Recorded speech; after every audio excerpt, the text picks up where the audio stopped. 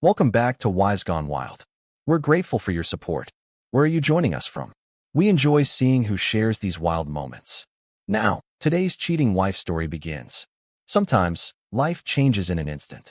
One quiet, unremarkable moment becomes a turning point. One you never saw coming. One you wish you could forget. For me, it started on a Saturday. A day like any other. My wife, Emma, was upstairs, helping our youngest with homework. I was at the kitchen table, scrolling through my phone, lost in the usual weekend lull. The air smelled of fresh coffee, and the house hummed with the soft sounds of life. A television murmuring in the background, the occasional laugh from upstairs, the distant sound of birds outside. Her laptop sat open on the counter. I wasn't paying it any attention, not at first. But then, a message notification popped up.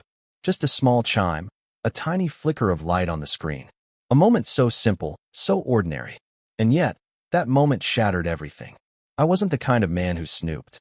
Trust was the foundation of our marriage, or at least, I had always believed it was. But curiosity? It has a strange way of creeping in when you least expect it. Before I even realized what I was doing, my fingers had moved. A simple click. And there it was. A conversation that hit me like a punch to the gut. A name I recognized. Mark. Someone Emma had known for years, someone I had never thought twice about. But this wasn't a friendly chat. This was something darker. Mark wasn't just talking to her. He was threatening her. He was demanding she continue an affair they had once shared. His words dripped with control, laced with the promise of exposure if she didn't comply. And Emma? Her responses were desperate, pleading. Please, don't do this. I don't want to hurt him. I can't lose my family. The world around me blurred. My heart pounded in my ears. My breath came in shallow gasps. I felt sick, dizzy, like the ground beneath me had crumbled. Betrayal. Disbelief. 1,000 questions crashing over me like waves in a storm. How long had this been going on? Had our entire marriage been a lie? Who was the woman I had built a life with? But then, amid the chaos, there was something else. Confusion. Because if she truly regretted it, why hadn't she told me? Why had I found out like this? I wanted to confront her right then and there, to demand answers, to make her look me in the eyes and tell me the truth. But I couldn't trust myself to speak. Not yet. So instead, I stood up. I turned away, and I walked out of the house. I didn't know where I was going. I just knew I had to get away. Because at that moment, I wasn't just a husband betrayed. I was a man standing on the edge of something irreversible. The cold evening air wrapped around me as I walked, step after step, away from the house that no longer felt like home. I didn't have a destination in mind. I just needed space, space to breathe, space to think, space to keep myself from doing something I might regret. The sound of my own footsteps echoed in my ears, but my mind was anything but quiet. Thoughts raced, memories flashed. Our wedding day, the birth of our children, quiet Sunday mornings filled with laughter and coffee. Were they all tainted now? Had I been living in an illusion? For what felt like hours, I wandered, replaying every moment of our marriage, trying to piece together what had led us here. A part of me wanted to storm back home, to demand the truth, to make her face what she had done. Another part of me wanted to track down Mark and put an end to his threats myself. But what would that solve? Would it undo the betrayal? Would it erase the pain clawing at my chest? I didn't have answers, only an ache that wouldn't let go. Eventually, I found myself back at our doorstep. The house was quiet, the lights dim. I stood there for a long moment, hand hovering over the doorknob, before finally stepping inside. I didn't go looking for Emma. I wasn't ready for that yet. Instead, I sat at the dining table, staring at a blank sheet of paper in front of me. And then, I started writing. At first, the words came slowly, hesitant, unsure. But soon, the floodgates opened. I poured everything onto that page. The heartbreak, the anger, the love I still had for her, despite everything. The confusion that wouldn't let me go. I told her I knew. I told her I had seen the messages. I told her that if she wanted to save our marriage, she had to be honest. Completely honest. No more secrets. No more lies. She had to agree to therapy. She had to face the damage she had caused and help rebuild the trust she had broken. And she had to report Mark to the authorities. No more letting him hold this over her. No more hiding in the shadows of guilt and fear. But I made one thing clear. If she ever betrayed me again, if she even hesitated to follow through, that would be it. No second chances. No compromises. She would lose everything. Our home, our family, and me. When I finished, I folded the letter, placed it on her desk, and walked to our bedroom. I lay down, staring at the ceiling, my mind still spinning. Sleep never came. By morning, I knew what I had to do. Without a word, I got up, grabbed my keys, and walked out the door. I drove with no destination in mind, passing familiar streets that suddenly felt foreign. Eventually, I found myself checking into a small motel 2 towns over. It wasn't much, just a bed, a nightstand, and 4 plain walls. But I didn't need comfort. I needed distance.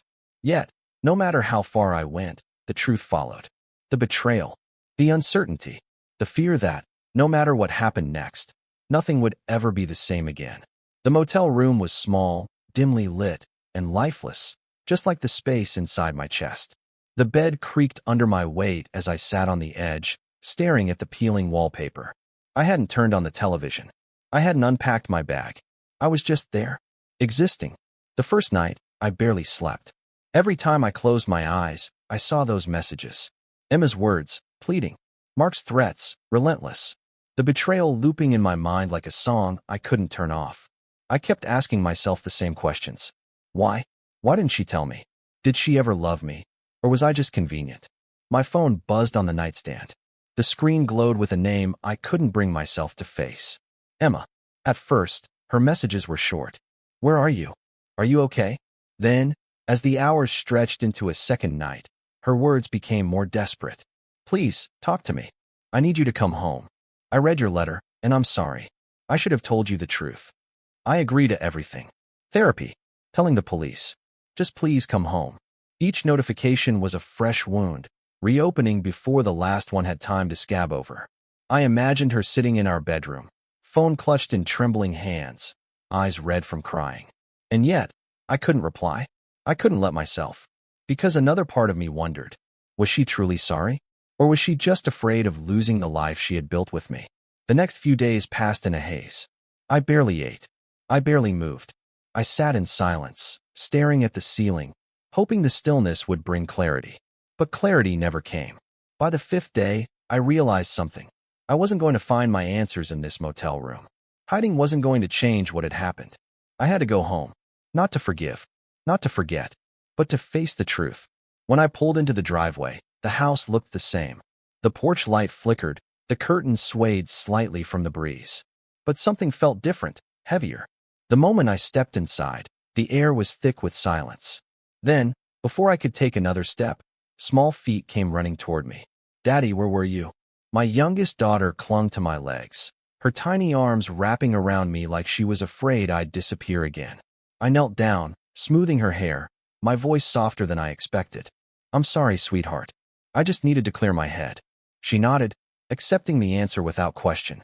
But when I looked up, I saw my eldest son standing a few steps away, arms crossed, his face tight with unspoken emotions. He wasn't the kind of kid to cry or ask too many questions.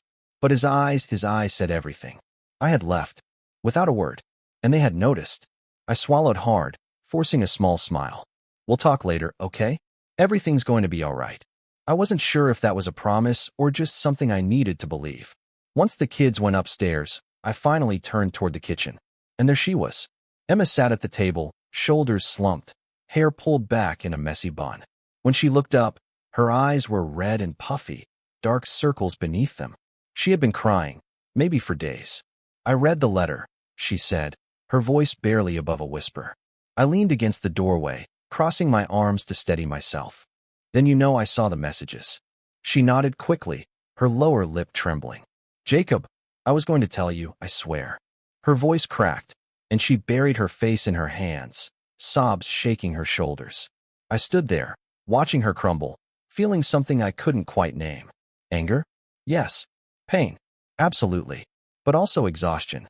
I had spent 5 days drowning in questions, and now I needed answers. Why, Emma?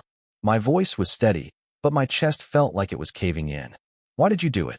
She inhaled sharply, forcing herself to sit upright. It wasn't what you think. I didn't respond, just waited. Her hands twisted together, her fingers gripping each other as if holding on for dear life. It was one time. A mistake. It happened during a rough patch, and I regretted it the second it was over. I clenched my jaw, willing myself not to react, not to let my emotions take over. Then why didn't you tell me? Her eyes filled with fresh tears. Because I was afraid. I thought I could handle it. I thought I could keep it buried, that it wouldn't matter if I never let it happen again. She swallowed hard, blinking rapidly. But Mark, he wouldn't let it go. When I told him it was over, he started threatening me. He said he'd tell you. He'd ruin everything. I thought. She broke off, shaking her head. I thought I could fix it before you ever had to know. I exhaled slowly, my hands gripping the back of a chair for support. And yet, here we are. Emma nodded, her gaze dropping to the floor. I wanted to scream. I wanted to throw something, to make her feel even a fraction of the pain I had felt since reading those messages. But instead, I just stood there. Because underneath the anger, there was something else. Something I hated to admit. A small flicker of understanding. I could see it. The fear in her eyes, the self-hatred in the way she couldn't look at me. She had been drowning in this secret for months. And now, the truth was finally out. But that didn't make it easier to accept. I straightened, taking a deep breath. I don't know if I can forgive you, Emma. The words came out raw, unfiltered. I don't know if I even want to. Her face crumbled, but she nodded. I understand. Silence stretched between us, heavy and unbearable. But, I continued, my voice quiet but firm. I owe it to myself, to the kids, to figure out what happens next. That means therapy. That means no more secrets. And that means reporting Mark. Emma's head snapped up, eyes widening. You'll stay? I didn't answer right away. Because the truth was, I didn't know if I would. But I knew one thing for certain. Running away hadn't given me the answers I needed. Facing this, no matter how painful, was the only way forward. For now. And with that, the real battle began. I didn't expect therapy to be easy. But I also didn't expect it to feel like walking through fire. The first session, I sat stiffly on one end of the couch, as far from Emma as I could manage. She kept her hands clasped in her lap, fingers twisting nervously. The therapist, an older woman with kind eyes but an unnerving way of cutting through the silence, sat across from us, waiting. Finally, she asked the question I had been dreading. Why are you here? Emma spoke first. Because I want to fix this. Her voice was quiet but steady. Because I love him, and I hate what I did. I scoffed before I could stop myself. Love? I shook my head. You don't do this to someone you love. Emma flinched, but didn't argue. The therapist let the silence settle before turning to me. Jacob, why are you here? I let out a slow breath, staring at the floor. Because I don't know if I should stay. And that was the truth. I wasn't here because I believed in some grand reconciliation. I wasn't here because I was ready to forgive. I was here because I had questions, and I wanted answers before I made a decision that would change everything. The next few sessions were brutal. Emma answered every question I threw at her, even the ones I knew hurt the most. She admitted everything. How it started, how she ended it, how she had been too afraid to tell me the truth. She didn't make excuses, but she also didn't expect me to believe she was suddenly worthy of my trust again. For the first time in weeks, I saw something I hadn't noticed before. Regret. Not just for getting caught, but for breaking something she knew she might never repair. Still, regret wasn't enough. You don't get to ask me to trust you, Emma. My voice was sharp in one of the sessions. You have to earn that back.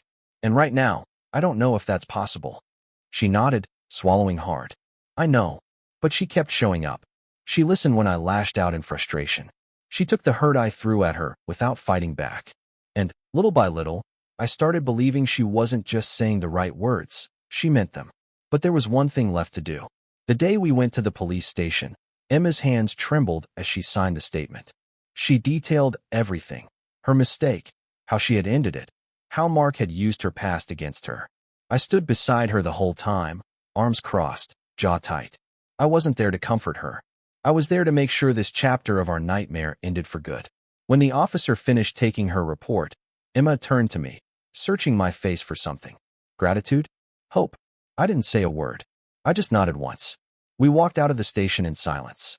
The weight of what we had just done sat between us like an invisible wall. That night, as I lay awake in bed, I realized something. We had dealt with Mark. He was out of our lives now. But that didn't mean our problems were over. This wasn't the end. It was just one step in a journey I still wasn't sure I wanted to take. As the days stretched into weeks, The reality of what we were trying to rebuild became impossible to ignore. The truth was, neither of us knew what we were doing. We were just trying to survive, to get through each day without breaking completely. But there were moments, small, fleeting moments, that made me think maybe, just maybe, we could make it through this. One evening, after the kids had gone to bed, Emma turned to me, her face tired but hopeful. She'd been quieter lately, watching me, waiting for me to show some sign that I was willing to take a step forward. "I know this sounds crazy," she started, her voice soft, "but what if we renewed our vows?" I blinked, unsure if I had heard her correctly. Not a big ceremony. Just us. A fresh start, I guess. I didn't know what to say. Part of me wanted to laugh, to say something sarcastic about how vows meant nothing if they were broken once before. But another part of me, the part that still loved her deep down, wondered if that was exactly what we needed. A fresh start. But how could we? How could we pretend like everything could just go back to the way it was? How could I stand there and repeat those words if I wasn't even sure I meant them anymore? "I don't know," I said, my voice thick with uncertainty. "I'm not sure that's what we need." She looked down at her hands, her fingers tracing the edges of the coffee table. "I don't want to lose you, Jacob. I want to fix this." There it was again, the plea for forgiveness, for healing. I could see the sincerity in her eyes. I could see the woman I had once loved, the woman who had fallen apart just like I had. I sighed deeply, running a hand through my hair. "Maybe you're right. Maybe we need something, anything, to show we're still fighting for this." And so, we decided to renew our vows. It wasn't anything grand. There were no flowers, no guests, no beautiful setting. Just the two of us standing in our living room, in the middle of the mess we had made, trying to find something worth holding on to. I don't think either of us expected it to feel magical. It wasn't. There were no tears, no passionate kiss at the end. Just two people who had been through hell, standing in front of each other, acknowledging the hurt and the hope that still lingered between them. But maybe that was enough. The hardest part wasn't facing Emma. It was facing our kids. They didn't ask questions, at least not directly. But kids aren't stupid. They know when something's wrong, even if you don't say a word. Ryan, our eldest, had been quieter than usual. He spent more time in his room, his eyes distant when we spoke. One night, long after everyone had gone to bed, he came downstairs and found me sitting at the kitchen table, staring at nothing. He stood there for a moment, unsure if he should say anything. Then he spoke. "Are you and Mom going to be okay?" The question hit me harder than I expected. He was only a kid, but I could see it in his eyes, the fear, the uncertainty. I had spent so much time focused on my own pain that I hadn't stopped to think about how it was affecting him. I took a deep breath, trying to steady myself before answering. "We're trying, buddy. We're going to try really hard." Ryan nodded, though I could see the doubt in his eyes. He wanted more than that. He wanted to know for sure. But I couldn't give him that. Not yet. I promised myself then that I would keep trying. I owed it to him, to our kids, to make this work, no matter how hard it got. I couldn't let the pain of our past decisions destroy their future. One evening, as I sat in the living room, Emma came in and sat beside me. Her voice was soft, vulnerable, as she looked at me. "Maybe we can start fresh, just the two of us. Maybe we can build something new, something stronger than before." I didn't have an answer for her, not yet. But in that moment, I saw her trying. I saw her willing to fight for what was left of us. And for the first time in a long while, I thought maybe, just maybe, I could start to believe in that too. It wasn't easy. Nothing about this was easy. But it was real. And sometimes, real is all you need. As I reflect on everything that's happened, I realize that forgiveness isn't a one-time decision. It's a journey, a long, sometimes painful process. Some days, it feels impossible. Other days, it feels a bit lighter, like you've made some progress. But it's never easy. Trust, once broken, doesn't heal overnight. It takes time, patience, and the willingness to face the hard truths. And I wonder, if you were in my shoes, could you forgive? Could you walk down that path? Or would you turn back and close the door for good? There's no right answer, no quick fix. But this journey, whether it leads to healing or closure, is something we all experience in our own way. I'd love to hear your thoughts. How would you handle it? Share your story in the comments below. Maybe we can learn from each other.